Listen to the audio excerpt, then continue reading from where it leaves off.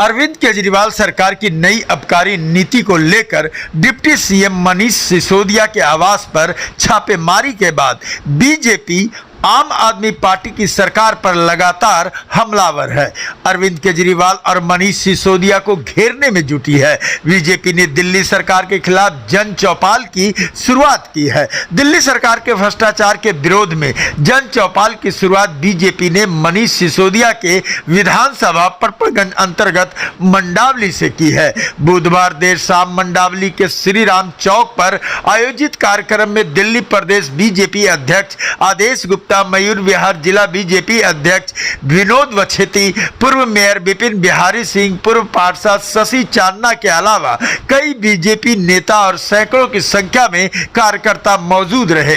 इस मौके पर आदेश गुप्ता ने कहा कि दिल्ली सरकार की शराब नीति में हुए हजारों करोड़ के भ्रष्टाचार को जनता तक पहुंचाने के लिए जन चौपाल का आयोजन किया जा रहा है। आदेश गुप्ता ने कहा कि जो लोग ईमानदारी की कस्में खाते थे वह लोग आज उजागर हो गए हैं। दिल्ली के जनता के हितों को नजरअंदाज करके गली गली में मैखाने खोल दिए गए हैं। आदेश गुप्ता ने कहा कि दिल्ली के लोगों ने अरविंद केजरीवाल को दिल्ली में विकास करने के लिए चुना था, लेकिन वह दिल्ली में शराब के ठेके खोलने में लग गए हैं।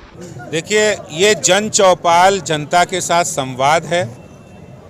दिल्ली सरकार की भ्रष्ट शराब नीति जो दिल्ली को खराब और बर्बाद करने वाली थी, उस शराब नीति में हुए हजारों करोड़ रुपए के भ्रष्टाचार के बारे में जनता को बताना, उनके साथ संवाद करना, ये इसका उद्देश्य है। और इसके साथ ही साथ जो लोग ईमानदारी की कस्में खाते थे वो लोग आज एक्सपोज हो गए हैं, उजागर हो गए हैं उनके मंसूबे कि किस तरह उन्होंने दिल्ली के जनता के हितों को नज़रअंदाज करके मैखाने खोल दिए। गली गली, मोहल्ले मोहल्ले में जहां नहीं खोलने चाहिए, स्कूल और मंदिरों और गुरुद्वारों के पास खोल दिए, रिहायशी इलाकों में खोल दिए। और ये पहली बार इतिहास में देखने को आ रहा है कि दिल्ली में जो शिक्षा मंत्री हैं वही शराब मंत्री हैं। हाल ये है कि दिल्ली जल बोर्ड के 57,000 करोड़ हो, बिजली विभाग में भ्रष्टाचार हो, या शराब माफिया से मिलकर किया गया भ्रष्टाचार हो, टीटीसी बस घोटाला हो, ड्यूसिप घोटाला हो, या दिल्ली की जनता की टैक्स की जो गाड़ी कमाई पैसा एडवर्टीजमेंट में लुटाने का काम है, जिसका कोई हिसाब अरविंद केजरीवाल सरकार के पास नहीं है।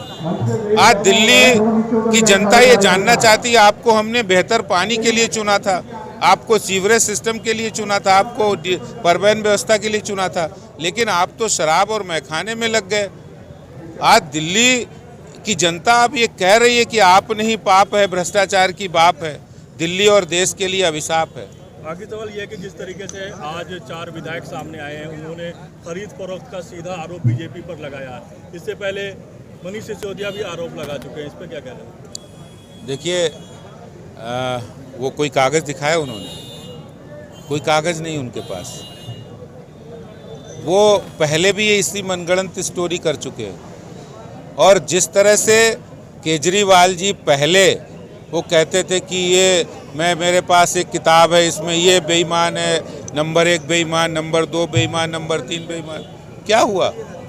मुख्यमंत्री के बाद बनने के बाद कुछ नहीं, और अब वही सरकार, अब वही हथकंडे अपना रहे। आप भाई पत्रकार हैं, मीडिया है, सबूत के आधार पर आप बात करिए। ये नहीं है, सवाल ये है कि इन सवालों का जवाब नहीं है कि आपने ठेकेदारों का कमीशन हजारों करोड़ रुपए क्यों बढ़ा दिया।